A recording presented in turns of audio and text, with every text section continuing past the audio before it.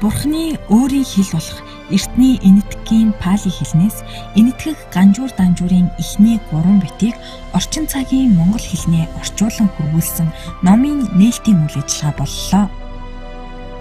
Бурхны ном гэхээр бол хүмүүст бол бас төдийлөн тийм олон байдгүй маа. Одоо гадуур яг Оошоод мэтийн бясалгалын номнууд бол нэлээд тарсан, орчуулагдсан.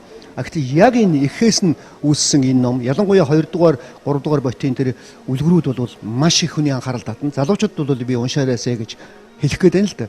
Энэ бол жирийн үлгэр юм шиг мөртлөө энэ бүх зүйлийг бол тайлбарлаж хэлсэн. Бурхан багшийн Тхама Пада буюу дөрвөн мөртөөр хэлсэн зүйлийг задлж тайлбарлсан үлгэрүүд байгаа.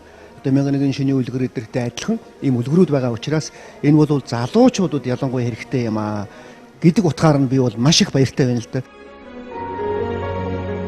Хинч уншихад ойлгомжтой энэтхэг ганжуур данжуурын эхний 3 битийн тухай 88 99 74 74 утаснаас лавлана. Монголын бившна судлалын төв